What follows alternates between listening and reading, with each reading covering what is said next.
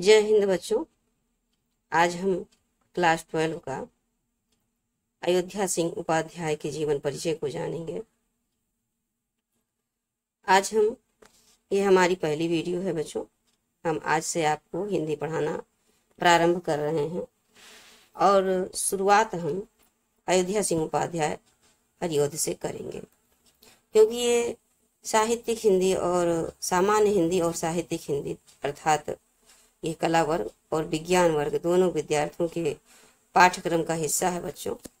तो हम आज अयोध्या सिंह उपाध्याय के जीवन परिचय को समझेंगे और इसके बाद हम इनके द्वारा रचित पवन दूतिका, जो कि प्रिय प्रवास से लिया गया है, उसको उसके भावार्थ को, अर्थ को समझेंगे, उससे संबंधित प्रश्नों को देखेंगे। तो बच्चों आइए आज से हम प्रारंभ करते हैं। और देखिए, सबसे पहले बच्चों जीवन परिचय या साहित्यिक परिचय अब इस बार या अब ये पिछले 1-2 साल से आपका ये जो फ्लो चार्ट बना देख रहे हैं बच्चों, फ्लो चार्ट, ये इस पे आपको मेन फोकस करना है, क्योंकि यही आपको नंबर दिलाएगा एग्जाम में। आप इसको अपनी कॉपी में उतार लीजिए। आज से ही आप एक कॉपी बना लीजिए और उस कॉपी में जो हम पढ़ा रहे हैं उसको सीरियल वाइज लिखते जाइए। धीरे धीरे एक एक करके वीडियो देखते जाइए, जो इम्पोर्टेंट चीज़ें हैं उसको लिखते जाइए और परीक्षा तक आपके पास एक अच्छा मैटर हो जाएगा हिंदी विषय को लेकर। पहले तो हम पद पढ़ाएंगे, क्योंकि पद जो होते हैं कुछ क्लिष्ट होते हैं, थोड़ा समझ में नहीं आता। और इसके बाद हम गद्य और प्लस अन्य जितने सारे संबंधित हैं पाठ्यक्रम में, वो हम जो भी हैं बच्चे, चाहे वो सामान्य हिंदी के हों या साहित्यिक हिंदी के हों, हम सारी चीज़ें कवर कराएंगे। व्याकरण के पाठ प्लस जो संस्कृत विषय में जो पाठ होते हैं वो सारे विषय हम आपको बच्चों कंप्लीट कराएंगे। तो इसीलिए हम कह रहे हैं बच्चों, आप एक कॉपी बना लीजिए और थोड़ा थोड़ा इसको नोट करते जाइएगा और रोज़ सुबह इसको पन्ना ऐसे पलटते जाइएगा। देखिएगा आपको एग्जाम से पहले ही कई सारे लेखक कवि के जीवन परिचय बहुत अच्छे से याद हो जाएंगे बच्चों, और आप पूरे निडरता के साथ, एकदम कॉन्फिडेंस, पूरे विश्वास के साथ। बच्चों, विश्वास कब आता है? जब हमें किसी चीज़ का ज्ञान होता है, क्योंकि बाबा साहब भीमराव अंबेडकर ने कहा है कि शिक्षा वो शेरनी का दूध है जो जितना पिया है उतना ही दहाड़ा है। तो बच्चों, आप इस शिक्षा को ग्रहण कर लेंगे, ज्ञान आपके पास हो जाएगा, तो आप बेफिक्र होके परीक्षा में बैठेंगे और बहुत अच्छे से, मेरा दावा है कि आप निरंतर ऐसे जुड़े रहे तो आप 90+ मार्क लेके आएंगे, इसमें कोई दो राय नहीं है। तो आइए बच्चों, सबसे पहले तो हम इनके फ्लो चार्ट पे एक बार नज़र दौड़ा लेते हैं। तो बच्चों, हरिऔध जी का जो जन्म है 15 अप्रैल सन 1865 में हुआ है। अब आप इसको मोबाइल फ़ोन की तरह रखना रहेगा। 15 अप्रैल 1865 ईस्वी, 15 अप्रैल 1865 ईस्वी। हरिऔध जी का जन्म 15 अप्रैल 1865 ईस्वी। आगे बच्चों, जन्म स्थान निजामाबाद, आजमगढ़, ये उत्तर प्रदेश में पड़ता है बच्चों।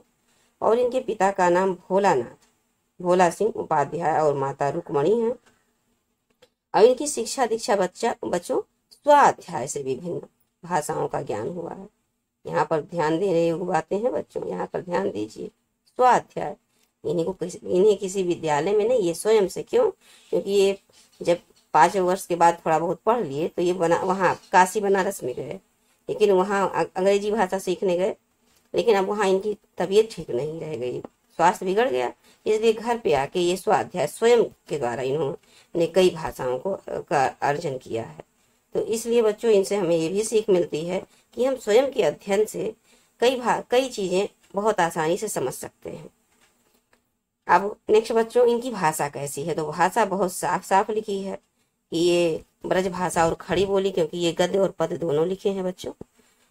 तो और शैली इनकी कैसी है? तो इनकी प्रबंध एवं मुक्तक शैली है। मुक्तक शैली अर्थात मुक्तक शैली जो जैसे गे पद होता है, अब इन्होंने पद में जो कुछ लिखा है, कुछ तो गे पद में भी लिखा है। तो जो हमारे गे पद होते हैं वो जो छंद शास्त्र होते हैं इन सब बाधाओं से मुक्त होते हैं, इसलिए उसे मुक्तक शैली कहा जाता है। बच्चों, अब इनकी प्रमुख रचनाएं जो कि बहुत इंपॉर्टेंट है, आपको एकदम श्योरली याद ही होना चाहिए। तो प्रमुख रचनाएं प्रिय प्रवास, चोखे चौपदे, चुभते चौपदे और वैदेही वनवास। बच्चों, इनके प्रिय प्रवास में राधा कृष्ण के लीलाओं का वर्णन है, जबकि वैदेही वनवास में माता सीता और श्री राम लक्ष्मण जी के रामायण से संबंधित ये वर्णन किए हुए हैं। और बच्चों, अब इनकी मृत्यु के बारे में जान लेते हैं कि इनकी मृत्यु 1947 को 6 मार्च 1947 को, और उसके कुछ महीने बाद हमारा भारत आजाद हुआ था 15 अगस्त 1947 को। तो इस प्रकार से दिमाग में बिठा सकते हैं हम कि इनकी जो मृत्यु है 6 मार्च सन 1947 को हुई थी। तो बच्चों, यही आपका ये फ्लो जो चार्ट है, इसको आपको ध्यान में रखना होगा, यही बना लीजिए कॉपी में। बाकी चीजें बच्चों, जो कोई चीज किसी के बारे में हमको ध्यान दिमाग ज्यादा समय तक दिमाग में बनाए रखना है, तो उनसे संबंधित कुछ विस्तार से उनके बारे में हमको जान लेना उचित होता है। जब हम उनके बारे में विस्तार से जान लेंगे बच्चों, तो फिर हम चीजें, छोटी छोटी जो चीजें होंगी, जैसे रचनाएं होंगी, जन्म मृत्यु हो गया, माता पिता का नाम, जन्म स्थान, ये चीजें आसानी से याद रहती हैं। तो बच्चों, आइए, हमने आप कहीं अलग से कुछ टाइप वाइप नहीं किया, सीधा आपके बुक से ही उतारा है, ताकि आपको बुक में और इसमें आप जब बुक खोलें तो इसमें कोई अंतर ना हो। और बच्चों, हो सकता है कुछ बच्चों के पास बुक भी ना हो, तो आपको ये बहुत काफी मदद करेगा। तो आइए, अब हम इनको पढ़ लेते हैं। पहले थोड़ा सा बड़ा कर दे। चलिए प्रारंभ करते हैं बच्चों, कॉन्सेंट्रेशन के साथ सुनिएगा। अयोध्या सिंह उपाध्याय का जन्म 15 अप्रैल सन 1865 ईस्वी को उत्तर प्रदेश के आजमगढ़ जिले के निजामाबाद नामक स्थान पर हुआ था। इनके पिता का नाम पंडित भोला सिंह उपाध्याय था। 5 वर्ष की अवस्था में फारसी के माध्यम से, फारसी भाषा में जो विद्यालय चल रहे थे, इनकी शिक्षा वहीं प्रारंभ हुई और वर्नाक्यूलर मीडियम मिडिल पास करके ये क्वींस कॉलेज, कहाँ पर गए बच्चों? ये क्वींस कॉलेज पर गए। ये क्वींस कॉलेज बनारस में अंग्रेजी पढ़ने गए। क्या पढ़ने गए? अंग्रेजी पढ़ने गए। पर अस्वस्थता, तबीयत खराब होने के कारण, इनका स्वास्थ्य बिगड़ने के कारण इन्होंने अपना अध्ययन छोड़ना पड़ा। और ये स्वाध्याय से इन्होंने कौन कौन सी भाषा सीखी बच्चों? देखो, हिंदी, संस्कृत, फारसी और अंग्रेजी। इन्होंने इन सब भाषाओं में बहुत अच्छा ज्ञान प्राप्त कर लिया स्वयं के अध्ययन से। निजामाबाद के मिडिल स्कूल के अध्यापक भी रहे ये आगे चल के। उसके बाद में बच्चों कानून गो भी बने और फिर काशी विश्वविद्यालय में ये अवैतनिक, क्या बने बच्चों? अवैतनिक। ये अवैतनिक क्या बने? शिक्षक बने। अवैतनिक अर्थात बिना वेतन के ये शिक्षक के पदों पर इन्होंने कार्य किया। फिर 6 मार्च सन 1947 ईस्वी को इनका देहावसान हो गया, अर्थात इनकी मृत्यु हो गई। बच्चों, अब आइए हम इनके रचनाओं के बारे में जान लेते हैं कि इन्होंने क्या क्या रचनाएं लिखी हैं। तो हरियोध जी की किस युग के प्रतिनिधि कवि या लेखक कहलाते हैं बच्चों? कवि या लेखक अर्थात हमने आपको बताया कि ये गद्य और पद्य दोनों लिखे हैं। तो ये द्विवेदी युग के हैं। ये आपसे क्वेश्चन बन सकता है अगर डीपली क्वेश्चन पूछा तो, कि हरियोध जी किस युग के कवि हैं, तो आप बताएंगे कि द्विवेदी युग के कवि हैं। और उसके बाद बच्चों आगे चलते हैं कि इनकी जो प्रमुख काव्य रचनाएं हैं, अब मोस्ट इम्पोर्टेंट पंक्ति में से चीजें आ रही हैं आपके पास। जो इनकी प्रमुख काव्य रचनाएं हैं, ये प्रिय प्रवास हैं। और ये भी मोस्ट इम्पोर्टेंट बच्चों है, मोस्ट इम्पोर्टेंट, कि आपसे क्वेश्चन करेगा कि खड़ी बोली, हिंदी खड़ी बोली का प्रथम महाकाव्य कौन सा है? ये आज नहीं, ये आपके किसी भी कंपटीशन एग्जाम तक इम्पोर्टेंट है कि हिंदी खड़ी बोली का प्रथम महाकाव्य कौन सा है। तो अब बच्चों आपका ये प्रिय प्रवास है। फिर आगे वैदेही वनवास किस में कौन सा रस प्रधान है? ये भी एक इम्पोर्टेंट क्वेश्चन आपके इंटर में बन सकता है कि वैदेही वनवास में कौन सा रस प्रधान है, अर्थात वैदेही वनवास में अधिकतर कौन से रस पाए जाते हैं? तो बच्चों करुण रस पाए जाते हैं, क्योंकि यहाँ पर वियोग की बातें हैं। और फिर आगे चलते हैं बच्चों, पारिजात जो है, ये पारिजात में क्या है? अस्फुट गीतों का क्रमबद्ध संकलन है। अस्फुट अर्थात छोटे छोटे गीत जो है, उनको एक पारिजात नाम शीर्षक से एक पुस्तक इन्होंने बनाया और उसमें क्रमबद्ध सीरियल वाइज इन्होंने फुटकल गीतों को लिखा है। फिर आगे चलते हैं बच्चों कि ये चुभते चौपदे और चोखे चौपदे ये दोनों बोलचाल वाली मुहावरों से युक्त भाषा में लिखित अस्फुट काव्य संग्रह है। ये काव्य संग्रह बच्चों ये काव्य है, छोटे छोटे काव्य हैं जो ये चोखे चौपदे और चुभते चौपदे नाम शीर्षक नाम से पुस्तक में इन्होंने लिखा है, संग्रह किया है बहुत सारे काव्य को, छोटे छोटे काव्य को। और ये कैसी है तो जो बोलचाल की भाषा है और मुहावरेदार है, इसमें मुहावरा अधिक पाया जाएगा आपको। फिर आगे चलते हैं बच्चों, देखिए रस कलश ये ब्रज भाषा के शब्दों का संकलन है। और फिर उसके आगे चलते हैं रसिक रहा से कर्मवीर पद परसून आदि आदि इस प्रकार से इनकी रचनाएं हैं। और अधिखिला फूल और ठेठ हिंदी का ठाठ बच्चों ये दोनों उपन्यास हैं हरिऔध जी के। क्या है उपन्यास कौन सा है, आपसे क्वेश्चन ये बन सकता है बच्चों की, क्वेश्चन में दे दिया जाएगा कि अधिखिला फूल किस विधा की या ठेठ हिंदी का ठाठ किस विधा की रचना है, नाटक है, उपन्यास है, तो आप क्या लगाएंगे, ये उपन्यास है। फिर आगे बच्चों प्रद्युम्न विजय और रुक्मणी परिणय ये किस विधा की रचना है, तो ये नाटक है। इस प्रकार से क्वेश्चन बनेंगे। आगे चलते बेटा, आदि जो मौलिक गद्य रचनाओं के अतिरिक्त इन्होंने क्या और लिखा है, आलोचनात्मक और अनुदित रचनाएं भी इनकी हैं। अब बच्चों यहाँ पर आलोचनात्मक हम समझ लेते हैं कि आलोचनात्मक क्या है। आलोचनात्मक बच्चों ये होता है जैसे हम कोई फिल्म देखने गए तो वहां पर हम यही चर्चा नहीं करते कि ये फिल्म अच्छा है, उसकी कमियों की भी बात करते हैं। कोई नाटक पढ़ा, कोई कहानी हमने पढ़ा, तो उसमें जो कमी होती है और जो अच्छाई होती है, दोनों पक्षों पर जब हम बात करते हैं तो उसी को आलोचना कहते हैं। और बच्चों अब हम अनुदित रचनाएं भी समझ लेते हैं। अनुदित रचनाएं क्या होती हैं, तो बच्चों ये अनुदित रचनाएं जो होती हैं किसी और के द्वारा लिखा गया अपनी भाषा में अनुवाद करना। जैसे मान लीजिए फारसी में कोई चीज लिखा है और अब उसको अपनी भाषा में, संस्कृत में या हिंदी में या बंगाली में अनुवाद कर देना, उसी को अनुदित कहते हैं बच्चों। अब हम आगे बढ़ते हैं बच्चों। अब इनके भाषा और शैली के बारे में समझते हैं, भाव छंद क्या थे इनके। तो हरिऔध जी पहले ब्रज भाषा में कविता किया करते थे। किस भाषा में कविता किया करते थे बच्चों, तो ये पहले ब्रज भाषा में कविता किया करते थे। उसके बाद ये अब इनका जो एक रस कलश इसका एक मेन उदाहरण है, अर्थात इन्होंने जो रस कलश लिखा है उसमें ब्रज भाषा का पूरा प्रयोग किया है। आगे ये कहते हैं बच्चों ये किससे खड़ी बोली से प्रभावित हुए, तो ये महावीर प्रसाद द्विवेदी के प्रभाव से खड़ी बोली के क्षेत्र में आए। पहले ब्रज भाषा में लिखते थे लेकिन फिर इनका जो है सामना किससे हुआ, महावीर प्रसाद द्विवेदी से हुआ, तो ये खड़ी बोली के क्षेत्र में इधर आ गए, इधर भी इनका ध्यान आया और खड़ी बोली काव्य को नया रूप प्रदान किया इन्होंने। फिर भाषा, भाव, छंद और अभिव्यंजना को घिसा पिटा परंपराओं को तोड़कर इन्होंने नई मान्यताएं स्थापित ही नहीं की बल्कि अपितु उन्हें मूर्त रूप भी प्रदान किया, अर्थात उसकी स्थापना ही नहीं की बल्कि उस पर कार्य भी किया। और इनकी बहुमुखी प्रतिभा और साहस के कारण ही काव्य के भाव पक्ष और कला पक्ष को नवीन आयाम प्राप्त हुआ। काव्य जो है उसका जो भाव पक्ष क्या है या कला पक्ष क्या है, इसकी नई अवधारणाएं प्राप्त हुई, नया रूप में इन्होंने लिखा। अब आइए नेक्स्ट लाइन पे चलते हैं बच्चों, ये थोड़ा सा छोटा कर दे।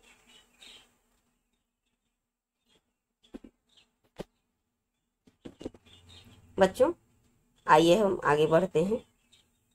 वर्ण विषय की विशेषता, विविधता हरिऔध जी की प्रमुख विशेषता है। यही कारण है कि इनके काव्य वृत्त में भक्ति काल, रीति काल और आधुनिक काल के उज्जवल बिंदु समाहित होते हैं। प्राचीन कथानकों में नवीन उद्भावनाओं के दर्शन, प्रिय प्रवास, वैदेही वनवास आदि सभी रचनाओं में होते हैं। अर्थात जो प्राचीन कथाएं हैं, जैसे आपका श्री कृष्ण लीला हो गया और श्री राम लक्ष्मण लीला हो गया, तो ये सारी चीजें ये जो हैं इन्होंने इसी से इन्होंने ये सारी चीजें लिखी हैं। आगे ये बताते हैं बच्चों कि ये किसी एक परंपरा के भक्त नहीं थे कि श्री राम जी के भक्त हो गया, श्री कृष्ण जी के भक्त हो गया, ऐसा नहीं था। ये काव्य के शिव भक्त रूप में सदैव ध्यान कर रखते थे। शिव भक्त रूप में सदैव ध्यान रखने का अर्थात बच्चों ये सभी को मात्र जननायक मतलब जन की सेवा में सभी को एक समान रूप से मानते थे। तो इसी हेतु इनके राधा कृष्ण और राम सीता भक्तों के भगवान मात्र ना होकर, मतलब यही दोनों भगवान ना होकर ये जननायक और जनसेवक भी थे।